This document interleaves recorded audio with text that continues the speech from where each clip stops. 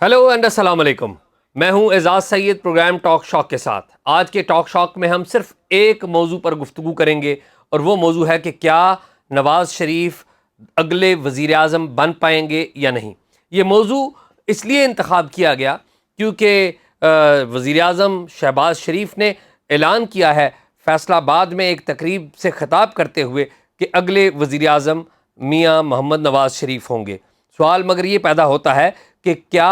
अगले वज़ीर आज़म नवाज़ शरीफ को पाकिस्तान के मुक़्तदर हलकों ने या इस्टेब्लिशमेंट जिसे कहते हैं फ़ौज और इंटेलिजेंस एजेंसियों ने इस बात की क्लीन चिट दे दी है कि वो अगले वज़ीर आज़म बनेंगे या नहीं। ये बात कि वज़ीर आज़म बनना पाकिस्तान में फ़ौज और खुफिया एजेंसियों की क्लीन चिट से होता है, ये बात इतनी मुनासिब नहीं है। लेकिन पाकिस्तान की तारीख़, पाकिस्तान का एक डेमोक्रेसी के हवाले से, कमज़ोर जमहूरियत के हवाले से एक पूरा पस मंज़र है। उसमें ये सवाल ज़रूर बनता है कि क्या हमारी इस्टेब्लिशमेंट नवाज़ शरीफ को अगर क्लीन चिट नहीं देती तो क्या एक्सेप्ट कर लेगी अगला वज़ीर आज़म। और अब हमारी इस्टेब्लिशमेंट सिर्फ फ़ौज के ऊपर ही मुनहसर नहीं है, हमारी इस्टेब्लिशमेंट में हमारी जो अदलिया है वो भी बड़ा किरदार अदा करती है। लेकिन सबसे पहले इस रस्ते को देख लेते हैं और फिर पस मंज़र में भी जाते हैं कि नवाज़ शरीफ के साथ माजी में इस्टेब्लिशमेंट की लड़ाइयाँ कैसे होती रहीं और क्या नवाज़ शरीफ में ख़ुद इस बात की कैपेसिटी है कि वो इस बार फिर इस्टेब्लिशमेंट को कन्विंस कर लेंगे और बाकी जो पावर के स्टेक होल्डर्स हैं उनको कन्विंस करके पाकिस्तान में आके दोबारा वज़ीर आज़म बन जाएंगे। तो सबसे पहले देखते हैं कि वज़ीर आज़म बनने का रास्ता मौजूदा सियासी सूरत हाल में क्या है। मौजूदा हक़ाइक़ ये है कि नवाज़ शरीफ इस वक्त बैरून मुल्क है। वो एक मुआहदा करके साबिक़ वज़ीर आज़म इमरान ख़ान के दौरे हुकूमत में बैरून मुल्क गए थे। मौजूदा वज़ीर आज़म शहबाज शरीफ की तरफ से स्टाम्प पेपर पर दी गई इस यकीन दहानी की सूरत में गए थे कि वो अपना इलाज करा के वतन वापस आएंगे, मगर वो मुकर्ररा मुद्दत में वतन वापस नहीं आए और अदालत ने उन्हें एक मफरूर मुल्ज़म का दर्जा दे रखा है। साथ ही साथ नवाज़ शरीफ के ऊपर जो पनामा पेपर्स हैं उसके कम अज़ कम दो मुख्तलिफ केसेस के अंदर उनकी सज़ा हो चुकी है और उनकी जो सज़ा है उसके ऊपर सुप्रीम कोर्ट ऑफ पाकिस्तान में भी इस्लामाबाद हाई कोर्ट में भी एक अपील ज़ेरे इल्तवा है, जबकि हुकूमत की तरफ से उनको चौथी बार वज़ीर आज़म बनाने के लिए एक कानून भी पास किया गया है और वो कानून सुप्रीम कोर्ट ऑफ पाकिस्तान के लिए पास किया गया है, जिसमें सुप्रीम कोर्ट ऑफ पाकिस्तान को इस बात का फ़ैसला करना है कि सुप्रीम कोर्ट ऑफ पाकिस्तान को कहा गया है कि कोई भी शख्स जो सज़ा याफ्ता हो वो सुप्रीम कोर्ट ऑफ पाकिस्तान में अपील कर सकता है और उसके लिए शर्त कानून में ये रखी गई है कि जिस शख्स ने उस शख्स को सज़ा दी हो वो उस बेंच में नहीं होगा। एक नया बेंच यानी कि तश्कील दिया जाएगा नए उस केस की समाअत के लिए, यानी कि इनडायरेक्टली नाम लिए बगैर अगर नवाज़ शरीफ साहब ने दोबारा नवाज़ शरीफ साहब की तरफ से ये अपील जाती है सुप्रीम कोर्ट ऑफ पाकिस्तान में तो वो जजेस वो उस केस की समाअत नहीं करेंगे जिन्होंने पहले नवाज़ शरीफ साहब को सज़ा दी थी। लेकिन इसमें एक मामला ये हुआ है कि मौजूदा जो सुप्रीम कोर्ट ऑफ पाकिस्तान है उसने पार्लियामेंट के बनाए हुए इस कानून को स्टे ऑर्डर दे रखा है या उसको ज़ेरे इल्तवा कर रखा है। अभी तक उसके बारे में जो फ़ैसला है वो नहीं दिया गया कि ये कानून बनेगा या नहीं बनेगा। मुमकिन है कि उमर अता बंदियाल जाते जाते इसके ऊपर कोई फ़ैसला दे जाएं। तो सबसे पहले तो इसके बाद ये देखते हैं कि साबिक़ वज़ीर आज़म नवाज़ शरीफ के रास्ते में और दीगर कौन कौन सी रुकावटें हो सकती हैं। नंबर 1 ये है कि नवाज़ शरीफ ने बरतानिया से वापस पाकिस्तान आना है। उनके पाकिस्तान आने के बारे में तो यही की जा रही है कि वो सितंबर के दूसरे या तीसरे हफ्ते में या सितंबर के आखिर तक वो पाकिस्तान में आ जाएंगे। लेकिन सितंबर में उनकी वतन वापसी से पहले 2 चीज़ें बड़ी ज़रूरी हैं। एक ये चीज़ ज़रूरी है कि अदालत की तरफ से उनको इस बात की क्लीन चिट दे दी जाए कि वो वतन वापस आ सकते हैं دوسرا یہ کہ ان کو ضمانت مل جائے جو ان کے خلاف سزائیں ہو چکی ہوئی ہیں، تو اس کی ضمانت بھی ان کو عدالت دے دے۔ ظاہری طور پہ اور یقینی طور پہ نواز شریف وطن واپس صرف ایک ہی صورت میں آئیں گے، جب ان کو عدالت کی یقین دہانی ہوگی کہ وہ وطن واپس آ جائیں، جب ان کو اس بات کا یقین ہوگا کہ وہ وطن واپس آنے کے بعد جیل نہیں جائیں گے، بلکہ وہ اپنی پارٹی یعنی کہ مسلم لیگ نون کی الیکشن کیمپین چلائیں گے۔ کیا یہ اتنی جلدی ممکن ہو سکے گا؟ یعنی کہ اگر الیکشن اکتوبر میں ہونے ہیں یا فرض کر لیجئے نومبر میں ہونے ہیں، تو کیا اتنی جلدی عدلیہ جو ہے یہ فیصلے کر لے گی؟ میرا یہ خیال ہے کہ یہ اتنا آسان نہیں ہوگا کہ تمام جو رکاوٹیں ہیں وہ یکدم دور ہو جائیں۔ موسٹ پاسبل یہی ہے کہ الیکشن سے پہلے نواز شریف آئیں، انہیں شاید ضمانت بھی مل جائے، ان کو جیل جانا نہ پڑے، اور وہ اپنی پارٹی کی جو کیمپین ہے اس کو رن کریں۔ اس وقت کہ جب عمران خان شاید جیل میں ہوں گے اور ان کی جو سیاسی میدان میں آنا یا انتخابی میدان میں آنا محال ہوگا، کیونکہ شاید اس وقت تک جو ان کی ڈسکوالیفیکیشن ہے اس کی بھی اناؤنسمنٹ ہو جائے گی، اور اس عمران خان صاحب کی عدم موجودگی میں جس طرح سے ان کی پارٹی بھی ابھی ڈسمنٹل کی جا چکی ہے، اگر نواز شریف آتے ہیں اور اپنی پارٹی کی کیمپین چلاتے ہیں تو شاید اس بات کا امکان کیا جا سکتا ہے کہ وہ پنجاب میں اتنی نشستیں لے لیں اور خیبر پختونخوا میں چند اتنی نشستیں لے لیں کہ وہ ایک حکومت بنا لیں۔ لیکن سوال اگین وہی پیدا ہوتا ہے کہ کیا نواز شریف فوری طور پر الیکشن لڑ سکیں گے؟ میرا ذاتی خیال ہے کہ نواز شریف فوری طور پہ الیکشن نہیں لڑ پائیں گے۔ میرا نہیں خیال کہ نواز شریف اگر اکتوبر یا نومبر میں الیکشن ہوتے ہیں تو میرے لیے یہ بات حیران کن ہوگی کہ وہ الیکشن لڑ پائیں گے۔ دوسری اہم بات یہ ہے کہ نواز شریف جو ہے ان کی بطور وزیر اعظم نامینیشن کا سب سے پہلے اعلان خواجہ آصف جو وزیر دفاع ہیں انہوں نے کیا ہے، اور اس کے بعد شہباز شریف نے بھی اعلان کر دیا ہے۔ کیا شہباز شریف کو اور خواجہ آصف کو اس بات کی یقین دہانی کیسے ہے کہ اگلے انتخابات میں شرکت کرنے کے لیے نواز شریف کے رستے سے تمام رکاوٹیں دور ہو جائیں گی؟ میرے علم میں نہیں ہے کہ ان کے پاس کیا یقین دہانی ہے، لیکن مجھے اتنا ضرور پتہ ہے کہ جو نگران وزیر اعظم کی تعیناتی کے لیے ابھی تک اسٹیبلشمنٹ سے رائے نہیں لی گئی، لیکن کیا یہ رائے نہیں لی جائے گی؟ میرے خیال میں شاید یہ رائے لی جائے گی۔ اس وقت یہ رائے تو لازمی لی جائے گی جب شہباز شریف وزیر اعظم ہوں گے، کیونکہ شہباز شریف ایسا کوئی کام نہیں کرتے جس میں اسٹیبلشمنٹ کی ناراضگی کا خطرہ ہو۔ تو پہلے تو دیکھنا یہ ہوگا کہ نگران وزیر اعظم کون ہوں گے، پھر دیکھنا یہ ہوگا کہ اگلے انتخابات کب ہوں گے، پھر دیکھنا یہ ہوگا کہ نواز شریف واپس کب آئیں گے، اور ان کی واپسی سے پہلے عدالتیں ان کو کس نوعیت کی کلین چٹ دیتی ہیں۔ کیا وہ صرف وطن واپس ہی آ سکیں گے، اور پھر کیا وہ الیکشن بھی لڑ سکیں گے؟ میرا یہ خیال ہے کہ نواز شریف کے رستے میں ابھی تک بڑی بڑی رکاوٹیں موجود ہیں، لیکن اب سوال یہ پیدا ہوتا ہے کہ نواز شریف کے رستے میں رکاوٹیں تو ہم نے دیکھ لی ہیں، ایک اہم بات جو ہم نے جس کا جائزہ ضرور لینا ہے، اور وہ بات یہ ہے کہ کیا جنرل عاصم منیر جو کہ آرمی چیف ہیں اور جو ان کے نیچے کام کرنے والی پاورفل انٹیلیجنس ایجنسیز وہ نواز شریف کو ایکسیپٹ کر لیں گی، اور کیا military as an institution Nawaz Sharif کو ایکسیپٹ کر لے گا؟ میرا یہ خیال ہے کہ جس طریقے سے جنرل عاصم منیر نے اناؤنسمنٹ کی تھی اپنے آنے کے فوری بعد کہ وہ نیوٹرل ہو چکے ہیں، یعنی کہ ملٹری نیوٹرل ہو چکی ہے، مگر ہم نے دیکھا کہ بعد میں ملٹری اتنی نیوٹرل نہیں رہی، اور اس کی بہت ساری وجوہات میں ایک اہم وجہ یہ بھی تھی کہ عمران خان صاحب بار بار ان کے اوپر اٹیک کرتے رہے، جس کی وجہ سے انہوں نے اپنا جو نیوٹرل رول ہے وہ چھوڑا۔ وہ صحیح چھوڑا یا غلط چھوڑا یہ ایک پوری الگ ڈیبیٹ ہے، آپ اس کو کسی طریقے سے جسٹیفائی شاید نہ کر پائیں، لیکن ایک ریزننگ پاور کے ساتھ جو ریزننگ کی بات ہے وہ ریزن ہے کہ عمران خان صاحب نے جس طریقے سے ملٹری کو للکارا 9 مئی کے جو واقعات ہوئے تو اس کی وجہ سے، یا اس سے پہلے چند واقعات ہوئے، تو ملٹری کسی طریقے سے بھی نیوٹرل شاید رہ نہیں سکتی تھی کیونکہ ان کے پاس مسل ہے، ان کے پاس پاور ہے، اور بار بار اگر آپ ان کو تنگ کریں گے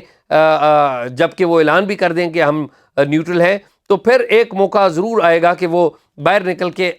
بتائیں گے کہ ہم اگر پالیٹکس میں میڈلنگ کرنا چاہیں تو ہمارے لیے کسی قسم کی کوئی پرابلم نہیں ہے۔ اور واقعی پاکستان میں ملٹری اور اس کی جو انٹیلیجنس سروسز ہیں وہ بڑی پاورفل ہے۔ تو اب سوال یہ ہے کہ عمران خان کے حوالے سے تو جو چیزیں ہوئیں وہ چیزیں چل رہی ہیں، اور ہم نے دیکھا کہ اس میں ملٹری بھی سامنے آئی، اور ملٹری نے کھل کر بیانات بھی دیے، بالخصوص عمران خان صاحب کے نیریٹو کے اوپر، جس طریقے سے 9 مئی ہوا اس کے بعد، اور پھر سے جس طریقے سے پکڑ دکڑ ہوئی، اور جس طریقے سے ملٹری کورٹس میں بعض لوگوں کی جو گرفتاریاں عمل میں آئیں اور ملٹری کورٹس میں ان کو لے جایا گیا یا لے جانے کی تیاریاں کی گئیں، یا اعلان کیا گیا کہ ہم ملٹری کورٹ میں ٹرائل کریں گے، تو اس میں تو ہمیں نظر آ گیا کہ عمران خان کے حوالے سے یہ پالیسی بڑی کلیئر ہے۔ لیکن ابھی تک ہمیں اس بات کا علم نہیں ہے کہ ملٹری جو باقی ایشوز ہیں یا باقی جو پولیٹیکل سٹیک ہولڈرز ہیں ان میں پولیٹیکل میڈلنگ تو نہیں کرے گی، یعنی کہ عام انتخابات سے پہلے نگران سیٹ اپ کے قیام میں ملٹری اپنا رول تو نہیں ادا کرے گی، یا پھر الیکشن اگر ہوں گے تو ملٹری اپنا اگین رول تو نہیں ادا کرے گی پری پول ریگنگ میں، یا پری پول جو لینڈسکیپ ہے، الیکشن لینڈسکیپ یا پولیٹیکل لینڈسکیپ اس کی تشکیل میں۔ تو یہ بہت بڑے بڑے سوالات ہیں۔ ابھی تک جو موجودہ حکومت ہے اس نے ملٹری کے حوالے سے کسی قسم کی کوئی کمپلینٹ نہیں کی، اور ہوتا بھی یہی آیا ہے کہ جب حکومتیں ہوتی ہیں تو اس وقت کوئی کمپلینٹ ملٹری کے بارے میں نہیں کی جاتی، جب حکومتوں سے وزرائے اعظم نکل جاتے ہیں تو نکلنے کے بعد ہی کبھی ووٹ کو عزت دو کا نعرہ لگاتے ہیں، یا کبھی کہتے ہیں کہ مجھے کیوں نکالا، یا پھر کبھی کہا جاتا ہے کہ مجھے ہی فلاں جنرل نے نکالا۔ میں عمران خان صاحب کے حوالے سے بات کر رہا ہوں کہ کبھی وہ آرمی چیف کو، پرانے آرمی چیف کو، سابق آرمی چیف کو مردے الزام ٹھہراتے رہے، پھر کبھی DGI کا نام لیتے رہے، اور کبھی امریکی نیریٹو کی بات کرتے رہے۔ تو جب حکومت سے نکل جاتے ہیں تو پھر اس طرح کے جو نیریٹوز ہیں اپنائے جاتے ہیں۔ ابھی تک موجودہ گورنمنٹ کی طرف سے ملٹری کے ساتھ کسی قسم کی جسے کہتے ہیں کوئی ناراضگی یا کسی قسم کی ایسی صورتحال سامنے بالکل نہیں آئی جس میں پتہ لگے کہ شہباز شریف حکومت یا موجودہ اتحادی حکومت ملٹری سے ناراض ہے۔ ہم نے یہ ضرور دیکھا کہ شہباز شریف جو ہیں وہ ملٹری کو خوش کرنے کے لیے اور آرمی چیف کو خوش کرنے کے لیے اپنے جو ڈیفائنڈ طریقہ کار ہے یا اپنی جو ڈیفائنڈ ان کی لمٹس ہیں بطور وزیر اعظم، بطور chief executive of the country, وہ بہت آگے تک جاتے ہیں۔ انہوں نے آگے بڑھ کر پاکستان کی جو بیوروکریسی ہے اس کو بھی ملٹری کے حوالے کر دیا ہے، پرٹیکولرلی جب انہوں نے آرڈر کیا کہ ISI بھی اب اسکریننگ کرے گی جو سول بیوروکریسی ہے، تو یہ سارا جو کام تھا وہ ملٹری کو خوش کرنے کے لیے ہی کیا گیا تھا۔ حالانکہ ماضی میں کبھی بھی ایسا نہیں ہوتا، نہ کبھی اس طرح کی روایت ہے، بلکہ اس سارے پاکستان کے جو ریاستی سٹرکچر ہے اس کو ٹیمپر کرنے کی شہباز شریف صاحب نے کوشش نہیں کی بلکہ عملی اقدام کیا۔ ساتھ ہی ساتھ شہباز شریف صاحب کے بارے میں ہم نے دیکھا کہ جس طرح جوائنٹ سٹنگ میں شہباز شریف صاحب نے آگے بڑھ بڑھ کر اپنی وزیر اعظم کی جو عزت و تکریم ہے اس کو سائڈ پہ رکھ کر ملٹری اسٹیبلشمنٹ کو خوش کرنے کی کوششیں کی، وہ بھی ہمارے سامنے ہے۔ لیکن یہ شکایتیں اور یہ سارے معاملات تو اپنی جگہ، سوال یہ ہے کہ کیا ملٹری ان اگر ایکسیپٹ بھی کر لیتی ہے، اگر کوئی رول ادا نہیں بھی کرتی، الیکشن سے پہلے کوئی رول ادا نہیں کرتی، پولیٹیکل میڈلنگ نہیں کرتی، اس حد تک کہ وہ الیکشن کے اندر کوئی معاملات نہ آئیں، تو کیا جو نواز شریف ہیں ان کو قبول کر لیا جائے گا نئے وزیر اعظم کے طور پہ؟ میرا یہ خیال ہے کہ اگین یہ بہت قبل از وقت ہوگا۔ نواز شریف ان کا اگر آپ دیکھیں تو ماضی ہے، ایک پورا سیاسی تجربہ ہے ان کا، پورا بیک گراؤنڈ ہے، اور اگر آپ اس ریجن میں بھی دیکھیں تو اس ریجن میں بھی جو سینئر پولیٹیشنز ہیں ان میں نواز شریف ہیں۔ نواز شریف کی ملٹری سے لڑائی کی وجوہات اگر آپ دیکھ لیں 93 میں جب وہ نکلے، 93 میں نکلے تو اس وقت ان کی غلام اسحاق خان اس وقت کے صدر سے لڑائی تھی اور ملٹری نے اس وقت صدر کا ساتھ دیا تھا۔ پھر ہم نے دیکھا کہ 12 اکتوبر 1999 کو اس وقت کے آرمی چیف جنرل مشرف کے ساتھ ان کا جھگڑا تھا، اور جھگڑا کارگل کی بنیاد پہ ہوا، اور کارگل اس لیے شروع کیا گیا تھا کہ بھارت کے ساتھ جو امن کا انیشیٹو لیا تھا نواز شریف صاحب نے، اس کو شاید نقصان پہنچایا جائے یا روکا جائے، اور ظاہر ہے کشمیر ایک ایجنڈے کا حصہ تھا ایٹ دیٹ ٹائم ملٹری کے. لیکن بعد میں جب خود مشرف پاور میں آئے تو انہوں نے ایگزیکٹلی انڈیا کے ساتھ امن کے لیے وہی اقدامات کیے جو نواز شریف ایکچولی کر رہے تھے. پھر ہم نے دیکھا کہ نواز شریف جب آخری بار پاور میں آئے، وہ آئے 2013 کے عام انتخابات میں، اور ان انتخابات میں ہم نے دیکھا کہ نواز شریف جو ہیں ان کے ساتھ جو ملٹری اسٹیبلشمنٹ ہے